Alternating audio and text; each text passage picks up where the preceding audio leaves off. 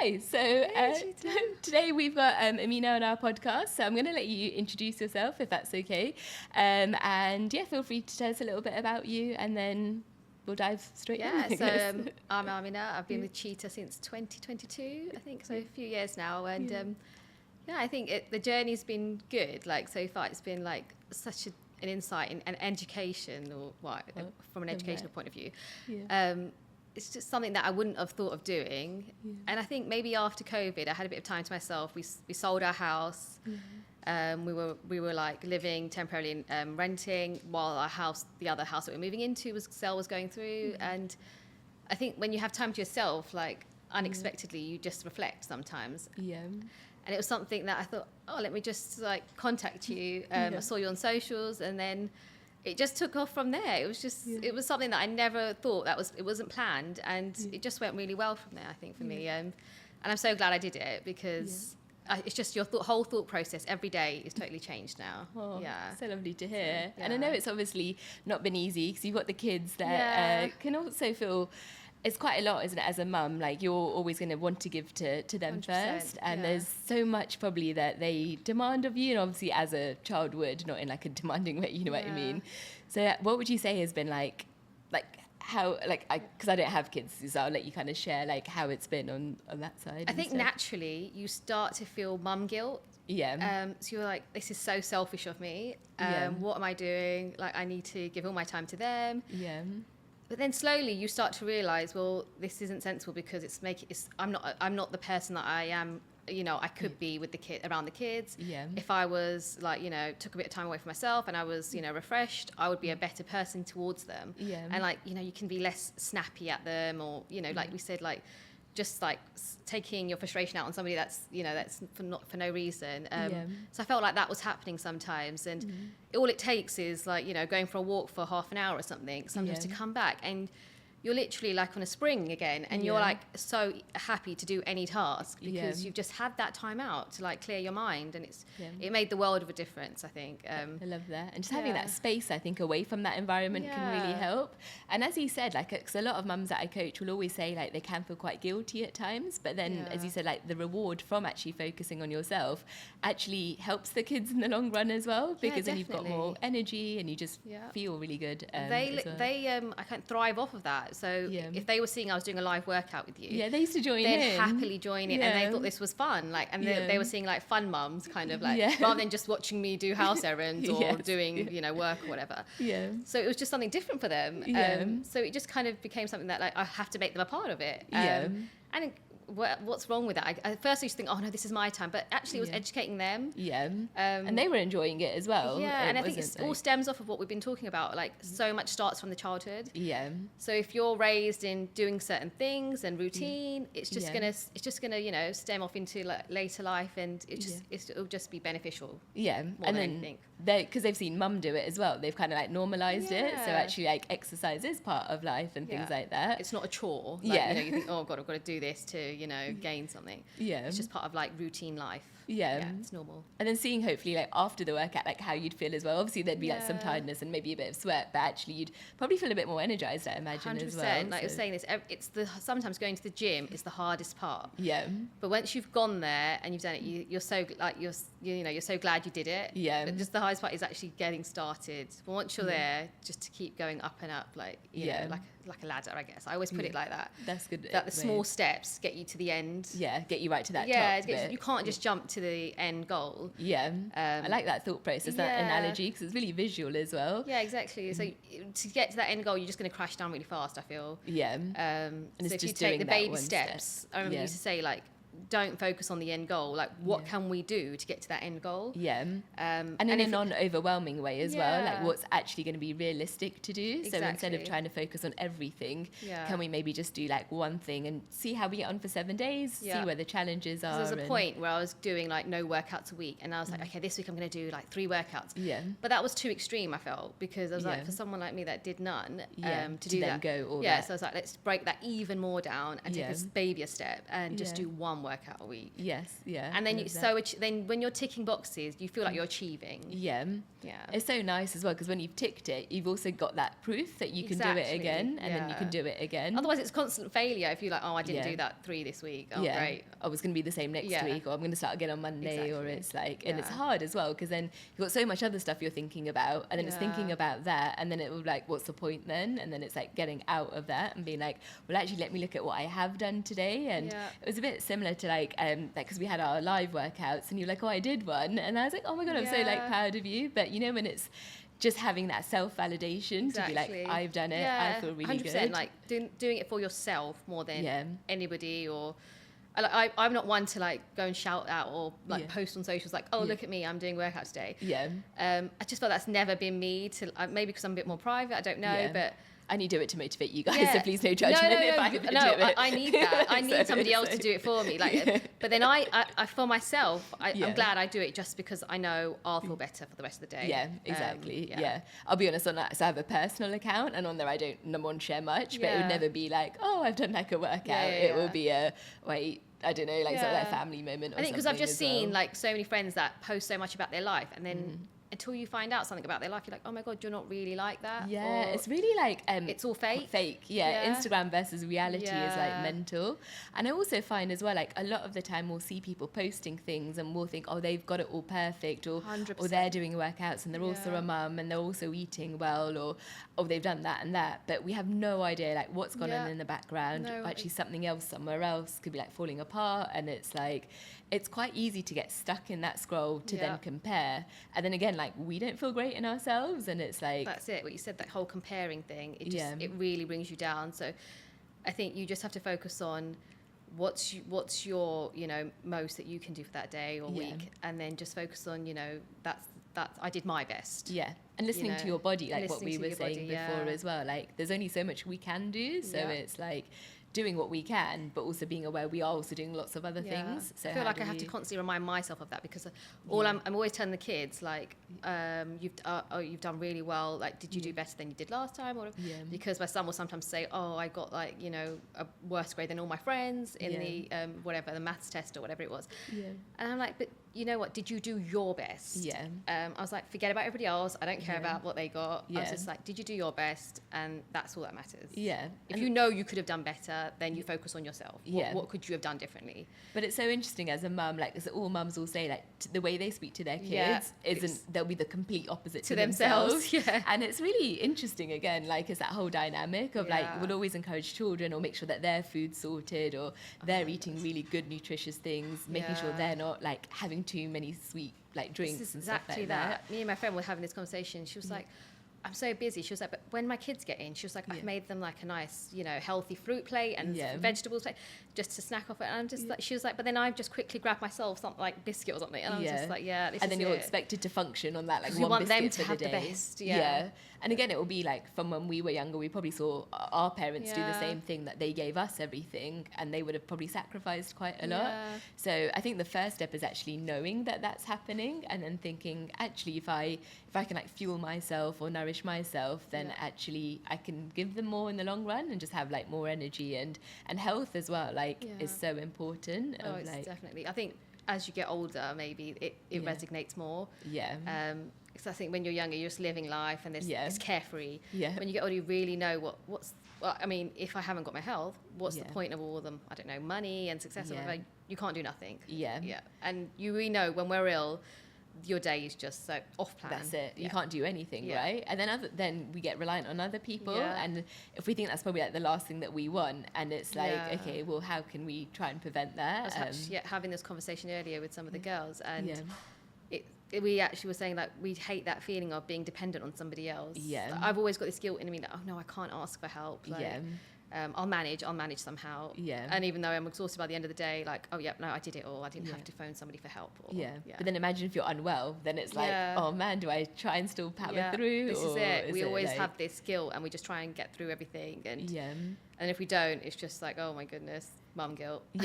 And again as well, it'll be like our own pressure that we put on ourselves. I know, like obviously I'm not a parent, but because I work with so many mums, and sometimes when you see like the list, like what's on there, and I'm like, you've just like put these things on the list. Like, I'm sure we could actually take some of these things off, but again, it will be like the comparison of what so-and-so's done at their kids' party, or what so-and-so's got in their goodie bags, and then it all just adds up. And again, it's like, actually, if you were to step out of that whole thing, and if there was no social media and there was no comparison, how would you want to live that day, or how would you want to have that party? And I can imagine it's very different. I have seen like all sorts on socials, like people having like unicorns over for their kids' birthdays, and I'm like, mental. It's like, parties, it's clubs. Like my sister said, she got sidetracked into sending her kids to so many clubs that it just took over her life as a taxi. Yeah, like, you become an Uber driver. Like, and she was just like, then it got to the point where she thought, I don't care. Like, what do you want to physically go to? Yeah, because she was trying to cram in so much in their schedule, and she was just like, she just let them choose, and she was like, they were happy to go to these clubs, and it made my life easier. Yeah, and I was like, that's all you need sometimes. Like, there's just so many that we're trying to compete with, and it's just, reality is like, how many clubs did we go to growing up? Yeah, and also sometimes they actually just want to spend time with you, and you don't have an evening as a family then. Because all the clubs, and then quickly get in, dinner, bed. And then you're rushing to get to that club. So obviously, if we're running a bit late, not going to be in our best state as well. And then they're exhausted, and then you never want them to like resent the club, or you know what I mean. And it's just then having that family time together. No, it's so important, downtime, and then like you said, going back to like look after ourselves. There's none of that time because you're so drained out. That's the last thing you're going to think about. Trying to squeeze that in, but it should become a normal part of the day. And then also like sometimes I find it can like re-energize us a bit. So even I think sometimes we may think in our head, oh, like half an hour workout, but even I'd say like 10 minutes or something. Yeah, it's better than nothing. And it adds up. Like even if it's like 10 minutes every other day or something like that, it's still enough to get like the fitness level going, just health wise as well. And just as we get older as women, like to keep that strength level up, because a bit like with like menopause and risk of osteoporosis, and I guess as well, like you'll hear things from like we've the got like health side of like history in our family, like with parents with diabetes and things. And then obviously this is like, you know, health related, like I know my dad wouldn't mind, but like he'll, you know, say he's got all these, you know, issues and everything, but then you know, he'll be grabbing all these like Asian sweets, the good food basically, and he'll be eating them all, and it's just like, oh my goodness, what are you doing? But I do find the older generation, they kind of think it's normal, so maybe they're like, oh well, I was gonna get it anyway, and we're like, oh actually no, like we've got more control. You need energy. Exactly. So it's a whole different mindset. It's just like having, I think, that education, but also I think, you know, when you're surrounded by people who are also on the same journey, like hopefully it's been really nice actually being here out in Dubai with everyone, and it's been so nice. Like we've been here for just a few days now, and I think hearing everybody's stories and how everybody else manages with their days, and like you said, like-minded people, it's just so nice and refreshing. Like because otherwise, well, for me, it's being surrounded by mainly the children all day, and then there's not much you can, you know, talk about your own life because you're constantly wanting to deal with theirs. It can be quite isolating. I can imagine. Sometimes you just want to have an adult conversation. And this is quite nice, I think, actually, to have that and actually just have the time to yourself to reflect. And then when you haven't done that so often and you suddenly do that, you're just like, oh my God, this is just, you know, making so much sense. Not having to worry about a school drop-off, a school pickup, 100%. Club pickup, what they're going to eat, what snack are they going to have. Because otherwise, if you give yourself 5 minutes in the day, usually there's so much else ticking in your head. I'll have days where I'm talking to Wasim or something, and I'll be like, oh, 1 minute, I just need to put something in my reminders. There's just like something else going on in my brain. I'm just like, I can't forget this. It's like 1,000 miles an hour, right? So much going on. And it's like, and then it's like, well, how can the brain have any time to actually just think? Because there's so much. And sometimes again, just like change of environment, having some sunshine and stuff like that. I mean, me time doesn't necessarily have to be, like you said, sitting down watching Netflix marathons. Your me time can be like going for a walk, going to do working on yourself. Something just to recharge you and just like fill your own cup. Exactly. And I'll be honest, like, I'm guilty of it so much as well. Like I'll always think, oh, I'll just do this one more thing, or actually I can put that off or do it later. And then you realize that then it has such a negative knock-on impact on so many things. And then even the way we then think, like I know when I've say got really tired, then you want to reach for like sugar, but then you can think, okay, well now I may as well just sit down because I'm tired. And actually I thought, okay, if I went for maybe a yogurt and berries, maybe I will have a bit more energy and I can still kind of power through a bit. But it's just that like knock-on effect, and then it all comes down to me doing the whole meal prep, planning your week, like you said, journaling, logging stuff, because then so much more goes to plan. Otherwise you can so easily sidetrack. And then what I've tried to start doing is, even if I do like slip off slightly off of like, and I feel like, oh my God, I've overindulged in a, you know, in a meal or something. I won't feel like that's ruined the whole day or week. I'll just get back onto it. I'm like, okay, that's fine. I've done that. Let's deal with it and let's move on and, you know, work towards being like, you know, what's the next step? Come back on. Because it's so easy to be like that all or nothing mindset. And then that's when it's like really dangerous, because when it's nothing, then it's like we're not doing anything towards our goal. And it's like kind of being like, well, actually in a day, if we split it up into like thirds, if 1/3 of the day hasn't gone well, well, actually we've still got 2/3 and it can still be like fine. Like, just be positive about it, and there's always something that you can do about it. And every day's a new day, I think, as well, which is so important. 100%. And it's again just having that time to even be aware of it, because again, like when you're on the go, it can be so hard. And I think what's also, or for me, like when I've been hearing you guys speak, it's quite nice that knowing that other people do go through the same struggles, because sometimes, again, I can feel we think it's just us that has that, and actually it is really hard. But then someone else will be like, I literally have the same struggle, and then I tried this, and it's like, oh, I didn't think of that. And it's just like a bit of a, not like a, what's it called? Like a, where we're all just like, I can't even think of the word. I know what you mean. It's like similarities and, you know, somebody to resonate with. But I think it's sometimes that when we're watching social media, and the reason why we like posts is because we resonate with it. And, you know, we have something in common. Oh, yeah, they thought the same as me. It's so they true. thought the same as me. And then it keeps popping up. Exactly. The whole reels start. The algorithm. But no, it's good. I think the whole journey is something that, you know, if you're not thinking about doing it, I definitely would say take baby steps and just start slowly implementing lifestyle changes. Because it can't be, like you said, a quick fix. I think it has to be a lifestyle. And the fact that you can enjoy it. It doesn't have to be, you know, you have to like, you know, like eat just salads all day. It's definitely not. It's like no, it's totally not that. To integrate it with the kids. Enjoy yourself. Have a treat if you know you need to. But then just acknowledge you've had that. And just balance it all out. And enjoy it as well, as you said. Like never. My whole thing is like never feel guilty about it. And it's also like if we've done it, and that's absolutely fine. So either we're gonna learn and reflect from it, or we just think, okay, I need to kind of understand this, or it was a one-off, and it's like, that's cool. So again, it's like I think sometimes it's quite easy to beat ourselves up in our own mind if we don't have someone to like vocalize it to sometimes. And then that can be harder. I feel like once I air stuff out, that's something that's important. You just become like lighter loaded. Like, you know, it's just so important to do that. Even if you don't have someone to talk to, I think it's just good, like you said, journaling. It just lightens your load. You just got it out of your head, basically, and it will kind of feel and sound different as well. Otherwise, it's building up inside you. And then you're just going to like explode, loop, isn't it? And it just keeps going around and around. It's a bit like a painful spot, and then you pop it, and then it's like, okay, this is feeling a lot better. The worst has come out. Exactly, as well. Oh, I love that. And I guess as well, like with the kids, like it's quite nice that they also know that you're trying to do something like this as well. So it's quite like I feel like they like to join in and stuff. Recently, you know, I used to think, oh God, this is too healthy for them, or they're not going to want to eat all of this, like. So. But actually, it's an interesting plate for them to have, and they really enjoy like having scrambled egg with avocado and toast. It's also good for their health. And it's good for their health. Like if I don't start them to think that this is, you know, a different meal, or you know, it's too healthy now, then they'll just grow up feeling they can have pancakes for breakfast as, you know, a normal thing, or cereals. Like we thought cereals were great to have for breakfast, but really you realise what's going to fuel their day, and give them the energy. Give them the energy for the rest of the day. Because when you start finding out, when you educate yourself in research, what should even a child be having for breakfast? You know, to start their day, and it shouldn't be something that's just going to spike their sugar levels. And then they're going to start crashing through the middle of the morning at school or something.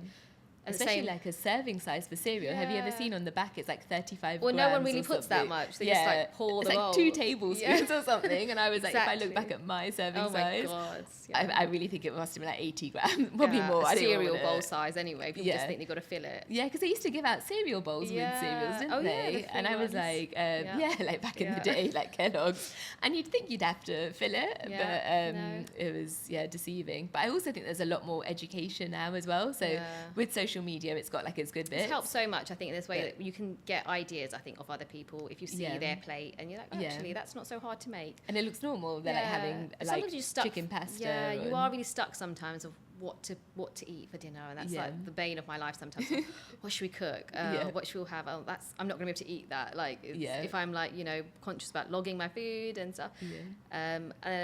And then you actually think, I can implement that. And you've always given such good ideas. Like if we're having spaghetti bolognese, you're just like, actually get yourself the edamame spaghetti. Or even just adding like extra protein bits into it. Sage yogurt. Yeah, there's so many. And you just realise, actually, that's so tasty still. Yeah, and it's still the same meal that everyone else can have. I might have had a smaller portion of the pasta or something, but it's just, I've just filled myself up. Yeah, and you feel good in yourself as well. So it's not like, it's not really making it difficult. Yeah, it's not like you've got to like blend a soup. No, exactly. And, chop a whole so different meal, cook something else up. And then it's like every day having to like chop something, or like you know what I mean. It's just effort as well. And then I don't remember what I was having for breakfast recently. I think it must have been just like egg or something. I can't remember now. But my son was like, "Oh, what are you having for breakfast?" Nice. So it's nice. Like, I was like, "Okay, so they'll like that." Oh, actually, I think it was like a porridge bowl with nice like berries on it and stuff. Nice. Yeah, always looks quite fresh as well, doesn't and I it? think So it's not as boring as the standard beige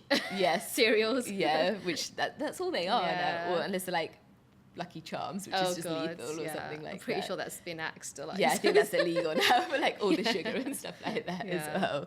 But it's been so lovely like hearing about like everything as well, and hopefully as well like how it can feel quite overwhelming, but then it's just like focusing on like the smaller things and then build like the ladder you were saying, like just climbing up one step at a time. I think you like doing it in small steps. You won't feel like you're out of your comfort zone. Yeah. Otherwise, if you do it in one go, you'll feel like, oh my God, this is overwhelming. And then it's easy to go back on as well. So it's nice just to keep that momentum going as well. So. But I've started doing things that you wouldn't really do, like even just coming to Dubai for the retreat. Yeah. It's like something that I would never have imagined doing and stuff. It's been so lovely, like having like everyone out and just actually being able to like spend time and things like that. I was like so contemplating it, thinking, oh my God, this is like, is this something that I should be doing for myself? Like I felt so guilty. But then actually, you know what, I planned it and I thought, actually, it's not that bad. Like, it's doable. Yeah. What's the worst that can happen? As long as everyone stays well, and it's perfect. It was, I think I'm so far touched with. I'm glad I've made the decision. Oh, I'm so glad. Yeah. And I feel like Dubai suits you, so maybe tell Wazim that's going to be the move. That's the trigger. He was actually saying, oh, I wonder how it would be if, like, to work out there as a dentist. And sadly, sorry, Arjun can't give feedback on that, but I'll feedback. Yeah, you can maybe be like, just sell it's not worth it. Like, I can say that. Yeah, and we just all live in the sun together as well. So. I think the novelty must wear off when you live here. It's not a holiday every day, is it? You've got to work. Really, To be fair, I think being with you guys is the most I've been out, which is like, I was even saying like to normally go out for a walk at that time, it's like I would have just been like working on my laptop. So I think it's like living in the UK. You'd be doing your routine all day, wouldn't you? You wouldn't be just like strolling around shopping centres. That would be the dream. That would be fun. I would love to just go shopping all day if I could as well. But that's why it's been so nice for me to also have like that bit of a break as well, because then it's like, we can actually explore places and even Arjun was like, what restaurants are you all going to? And he was like, I've never been there. And I was like, I'm so sorry. I was like, we'll go next time. But it's making him feel guilty. Or making you feel guilty, sorry. No, but also then I was like, we'll test it out. We'll see if it's worth going back to. And if it is, we can organise it for date night kind of thing as well. So no, amazing. But I think it's nice that I think sometimes to get on that bit more of a personal level with your coach. Yeah. I think so as well. And also like, I know it sounds really weird, like when you see something written, it's very different to like talking about it as well, and actually like seeing how like, how we react to certain things and just seeing like body language and things like that. So it's really nice to actually, and also helps me understand, like, again, like I can read things, but then hearing actually what your day-to-day life is and things like that, it's very different. So it's like nice to connect on that level. It's so easy to get sidetracked when you're not here, I guess, in Dubai. You can just you're so tied up with your daily tasks, and like you said, every day's so different. Like things can throw you off, but just to make that part of the lifestyle, and just give yourself the small bits of nuggets of time a day, and it will become a lifestyle change. It just takes time, but the more we practice it, the consistency, more it happens. Like you always say. I know I bang on about it. All the time. Now it's been like embedded in my head. Consistency, and just like, so now I have to keep reminding myself. Okay, great, you did a workout today, Amina, but okay, what about tomorrow? The next day, it's got to be consistent to see the results. Yeah. Yeah. And again, it's like, it always comes from a place of a good heart. No, like, I know. It's also, I think, because I've been there and I wasn't consistent. So I think the things that I would probably talk about more would be the things that I didn't used to do. Yeah, you can relate to. Like, yeah, because I know, like, I never used to do my steps. I was never consistent. And then I think I just didn't think I had to be, I'll be honest. I thought, well, if I've worked out on Monday to Thursday, surely if I don't work out on these days, or not that we never have to work out that much anyway, but I think I never understood like the science of the body before I did this, and I'm like, oh, the body really likes things to be predictable. It's like my mum, she's gone away for a while, and she used to walk every day when she was at home, and when I spoke to her recently, she said, oh, I've just had some aches and stuff, and she said, I think it's because I'm suddenly just sat down and like I'm away, and she's like, I was used to, you know, walking around every day and doing something. So her body's now like, you know, just not used to doing that. So she said, I think I need to get out and start walking about a bit more. So, but again, it's also like when we have that trigger, so like the ache and the pain was what made her realise that actually I've not been as active as I have been before. Yeah, your body kind of tells you, I guess. Yeah. So the body's quite clever, I like to think, but also a bit annoying when it's like, you're like, oh, just let me rest as well. Like, it's, That's good. Oh, no, I love that. But thank you so much. Really appreciate it. It's been nice. And looking forward to tonight as well. Our surprise dinner. Yeah, sorry. I feel like I have overhyped it. Sorry, guys. But I'm looking forward whatever to it is, like, I think it'll be lovely. Yeah, I mean, we literally, don't go out for dinner every night usually. Yeah, so exactly. It's a treat. Yeah, and it will be good fun as well. The food will hopefully be good too. So, yeah. Oh, thank you. Thanks.